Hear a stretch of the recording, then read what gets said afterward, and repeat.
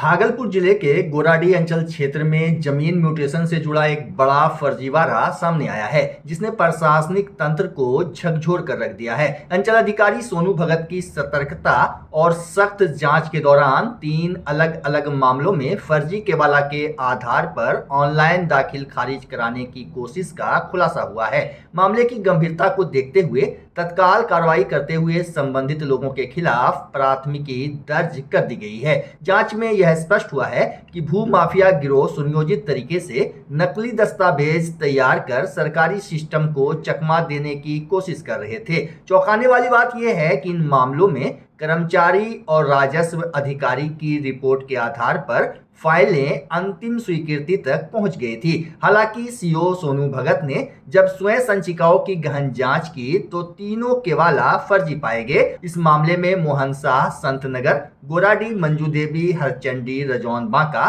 और चंदबतिया देवी, कलिकापुर, गोराडीह समेत 2 कैफे संचालकों के खिलाफ गोराडीह थाने में एफआईआर दर्ज की गई है। पुलिस अब मामले की तहकीकात में जुट गई है और पूरे नेटवर्क को खंगालने की तैयारी कर रही है। सीओ सोनू भगत ने साफ संकेत दिया है कि इस तरह के कई और मामले सामने आ सकते हैं जहां गलत रिपोर्टिंग के कारण फर्जीवाड़ा संभव हुआ हो। उन्होंने संबंधित कर्मचारियों और राजस्व अधिकारियों पर कार्रवाई के लिए जिलाधिकारी को पत्र भी लिखा है। बता दें कि गोराडीह में की गई ये सख्त कार्रवाई न सिर्फ भू माफियाओं के खिलाफ एक बड़ा संदेश है, बल्कि प्रशासनिक जवाबदेही और पारदर्शिता की मिसाल भी पेश करती है। यहाँ हमने जब देखा ऑनलाइन म्यूटेशन के, जब जिला पदाधिकारी ने मुझे जिम्मेवारी दी गोराडीह अंचल और सोनहला का, तो गोराडीह में जो बाद निस्तारण के क्रम में 2 हमको सस्पेक्टेड लगा। 2 पहले तो उस दोनों पर एफआईआर किए, बाद में एक और निकला, उस पर भी किए।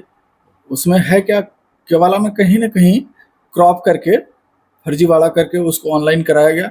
इसमें खरीदार की भूमिका भी हो सकती है और इसमें कार्यालय में जिसने ये म्यूटेशन जो है कर्मचारी स्तर से, आरओ स्तर से, दोनों स्तर से अनुशंसित होकर मेरे लॉगिंग में आ गया था। इसका मतलब उन लोगों ने भी सही से इसकी जांच नहीं की। लेकिन अब ये संबंध में कर्मचारियों पर या कार्यालय स्टाफ पर हम निर्णय नहीं ले सकते हैं। माननीय समाहर्ता महोदय इसमें निर्णय लेंगे, हम उनको प्रतिवेदन भेजेंगे। जैसा जिला पदाधिकारी महोदय का आदेश होगा वैसे आगे कार्रवाई चलेगी। वैसे पुलिस अनुसंधान के क्रम में जो पाएगी वो भी अपना देगी जवाब। कितने लोगों पर एफआईआर किया गया सर? अभी एक बूथ संचालक ने अपना ही मोबाइल नंबर डाल के ओटीपी किया, जबकि स्थापित सरकारी नियम सरकार का पत्र निर्गत है।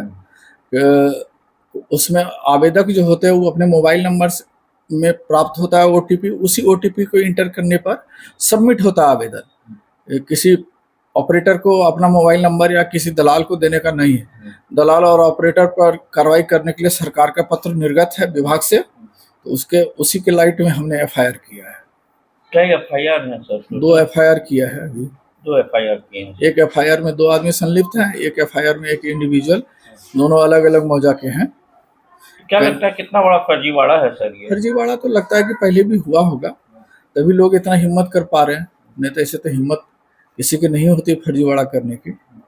अगर आपका ध्यान नहीं आता सर, आपने जांच नहीं की होती तो हाँ, तो हो सकता था पास हो जाता, फिर उसमें हमारी भी संलिप्तता स्वतः हो जाती।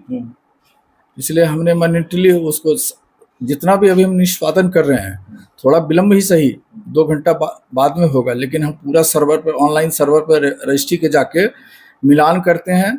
सही पाया जाता है तभी निष्पादित करते हैं। ये पहला प्रक्रम ही है जिस समय आवेदक ऑनलाइन करते हैं, टेम्प नंबर जब पड़ता है, टेम्पररी नंबर म्यूटेशन का, कर्मचारी के पास जाता है। कर्मचारी को ही सारा चीज़ फिल्टर करने के लिए कहा जाता है कि पहले जांच लीजिए ये सही है या गलत है, तभी म्यूटेशन का ऑनलाइन परमानेंट नंबर देके प्रोसेस कीजिए। ये कर्मचारी ने भी नहीं जांचा। भागलपुर जिले के हबीबपुर नगर पंचायत में बुनियादी सुविधाओं की बदहाली को लेकर लोगों का आक्रोश लगातार बढ़ता जा रहा है। वार्ड संख्या 8 में नाली टूटे हुए कई वर्ष बीत चुके हैं, लेकिन अब तक उसकी मरम्मत नहीं हो पाई है। इस कारण स्थानीय लोगों को आने जाने में भारी परेशानी का सामना करना पड़ रहा है और कई बार दुर्घटनाएं भी हो चुकी है। खासकर छोटे बच्चों को स्कूल जाने में दिक्कत होती है, जबकि कई बुजुर्ग महिलाएं इस नाले में गिरकर घायल भी हो चुकी हैं। स्थानीय निवासियों का कहना है कि उन्होंने कई बार मुख्य पार्षद और वार्ड पार्षद से शिकायत की, लेकिन अब तक कोई ठोस कार्रवाई नहीं हुई। मोहम्मद सन्नो ने बताया कि क्षेत्र में पानी की समस्या भी गंभीर है। बड़ी टंकी से गंदा पानी सप्लाई किया जा रहा है, जिसकी शिकायत कई बार जनप्रतिनिधियों से की गई, लेकिन स्थिति जस की तस बनी हुई है। लोगों को मजबूरी में गंदा पानी इस्तेमाल करना पड़ रहा है, जिससे बीमारियों का खतरा बढ़ गया है। वहीं मोहम्मद आरिफ ने बताया कि क्षेत्र की सड़कें इतनी जर्जर है कि आपात स्थिति में एम्बुलेंस तक समय पर नहीं पहुंच पाती। स्थानीय लोगों का आरोप है कि सरकार द्वारा नगर पंचायत को मिलने वाले फंड का सही उपयोग नहीं हो रहा है। लगातार उपेक्षा के कारण अब जनता में जनप्रतिनिधियों के खिलाफ आक्रोश बढ़ता जा रहा है और लोग जल्द समाधान की मांग कर रहे हैं। ठीक है, आए दिन यहाँ पे समस्या होता रहता है, ना तो कोई एम्बुलेंस गाड़ी घुस सकता है। अगर किसी के घर में कोई इमरजेंसी पड़ गया, हार्ट अटैक का प्रॉब्लम आ गया, तो बड़ी दुर्भाग्य हम लोग का नसीब है कि इधर से आदमी मर के ही निकलेगा, जिंदा तो वापस लौट के नहीं आएगा। रास्ता जो हाल बनाया हुआ है, और न यहाँ का वार्ड पार्षद को ध्यान देता है, न आपको मुखिया का ध्यान देता है। आए दिन हम लोग को ये सामना करना पड़ता है। टोटो जो हम लोग लेके आते हैं जैसे, लेकिन टोटो हमेशा फंसता ही रहता है। 4 आदमी धक्का मारता है, तब जाके गाड़ी आगे बढ़ता है। इस पे ध्यान दिया जाए कम से कम, ताकि हम लोगों का समस्या खत्म हो सके। इसका शिकायत आप लोग किया था आगे? इसका शिकायत हम लोग कई बार कर चुके हैं मुखिया को, लेकिन कोई ध्यान नहीं हम लोग पर दे रहे हैं। कई बार हमने बोला, ठीक है, लेकिन कोई सुनते ही नहीं। बस आज हो रहा है, कल हो रहा है, आदमी आता है देख के चला जाता है, लेकिन कोई ध्यान नहीं दिया जा रहा। 5 साल से यही हाल है यहाँ का। मामला क्या मामला ये है कि मेरे हबीबपुर दक्षिण टोला वार्ड नंबर 8, ये नतीजा देख लिए रोड का। और रोड तो रोड, पानी का भी किल्लत उतना ही हो रहा है। तो आखिर हम लोग को क्या सुविधा मिल रहा है यहाँ? इसी कारण से आज हम लोग जो है परेशानी में झेल रहे हैं। अब उसको जो है आप लोग रास्ता दे करके रास्ता बनाइए, पानी का सप्लाई कीजिए। इसका शिकायत आप लोग यहाँ के इसको किया है? शिकायत तो रोज कर रहे हैं, कोई सुनने वाला नहीं है। शिकायत पर शिकायत तो रोज जा रहा। क्या दोनों समस्या, नाले का भी और पानी का भी? पानी में क्या मामला हो रहा है? पानी तो चल पानी रहा कहीं से पाइप फट गया है, पानी पूरा एकदम गंदा हो रहा है। हाँ। यानी बाल्टी में भर रहे हैं तो बाल्टी भी एकदम गंदे की तरह महक रहा है। एकदम नाले के बीच से पानी कहीं लीकेज हो गया होगा नाला। कहाँ से पानी ला रहे हैं आप लोग? पानी इधर उधर से मांग रहे हैं, उससे उससे उससे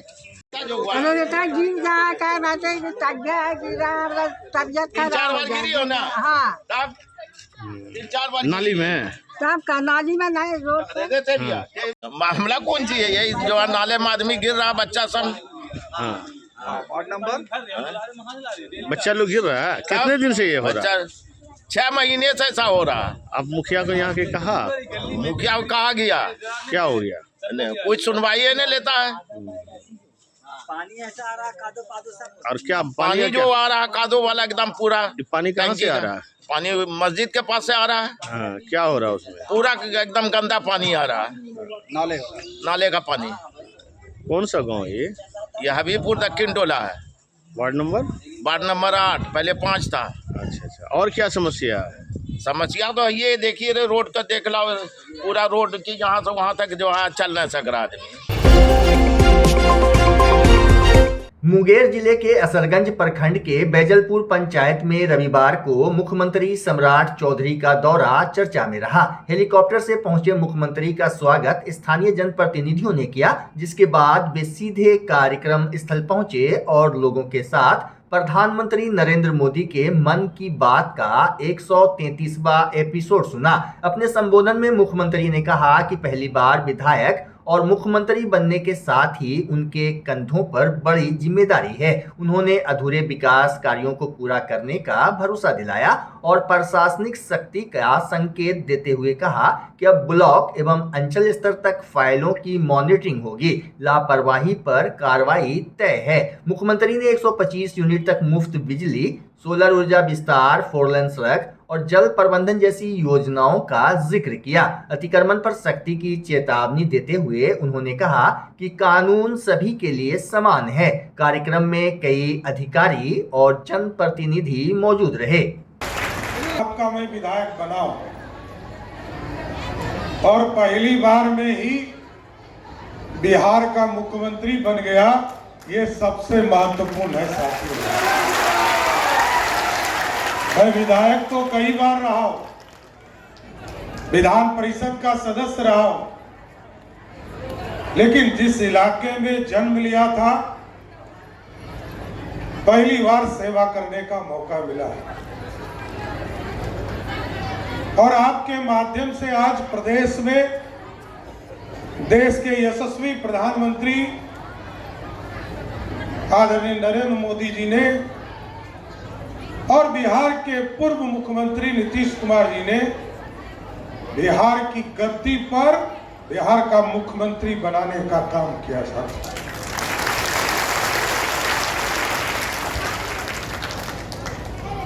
ये मेरे लिए भी चुनौती है, मेरे लिए भी एहसास है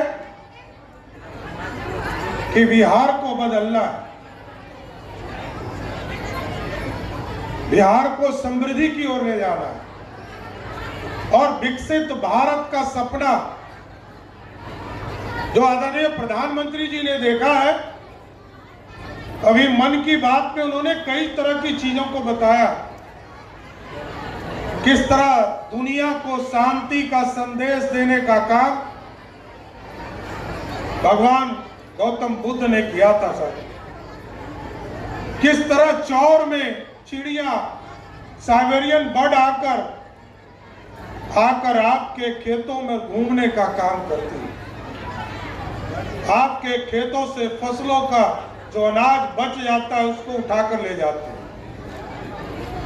लेकिन सबसे महत्वपूर्ण है इस बिहार की समृद्धि को रास्ते पर रखना। लंबे समय तक नीतीश कुमार जी ने बिहार को सजाया है, सड़क बिजली पानी पहुंचाने का काम किया है, स्कूल पहुंचाने का काम किया है, बच्चियों को स्कूल तक पहुंचाने का काम किया है और हमारी जो महिला बहनें इसको उद्योग धंधे से जोड़ने का काम किया है। लेकिन अब इसको और तेज गति से बढ़ाना है। अभी कई चीजें हमने फैसला लिया है साथी, आपके यहां से लेकर पूरे प्रदेश में। मैं देखता था कि ब्लॉक की स्थिति थोड़ा गड़बड़ थी, तो मैंने कहा मुख्यमंत्री कार्यालय ब्लॉक अंचल और थाने को मॉनिटरिंग करने का काम करेगा, आपकी समस्या को समाप्त करने का काम करेगा। और ये महीने में 2 दिन कैंप लगाएंगे ये लोग। पूरे प्रदेश में ये सूचना दी जा रही कि महीने में 2 दिन पंचायत में कैंप लगेगा। सहयोग कार्यक्रम के तौर पर ये पूरे प्रदेश में अभियान हम चलाएंगे और 1 महीने से अधिक कोई भी पदाधिकारी यदि फाइल अपने पास रखेगा तो उसके खिलाफ कार्रवाई भी करने का काम करेगा। बच्चा जब जन्म लेता है तो कई बार बच्चा तुरंत नहीं रोता है, रोने में देर हो जाता है। ऐसे में बच्चा क्षतिग्रस्त हो जाता है और उसके बचने की संभावना कम हो जाती है और यदि बचा तो भविष्य में उसमें विकलांगता की समस्या आती है, जिसे सीपी कहते हैं, जिसका कोई माकूल इलाज नहीं है और ज़िंदगी भर बच्चा विकलांगता से जूझ सकता है। ऐसे में पूरे संसार में कूलिंग थेरेपी का सहारा लिया जाता है। जन्म से ठीक 6 घंटा के अंदर यदि उसको कूलिंग थेरेपी दिया जाए तो उससे उसका सीपी की समस्या कम होती है और बचने की भी संभावना बढ़ती है। पहली बार बिहार झारखंड में आपके शहर के स्नेह नवजात शिशु बाल सेवा केंद्र में यह मशीन उपलब्ध है। कभी भी ऐसी बात हो कि बच्चा रोने में विलम्ब हो गया तो आप स्नेह नवजात शिशु बाल सेवा केंद्र में जरूर संपर्क करें।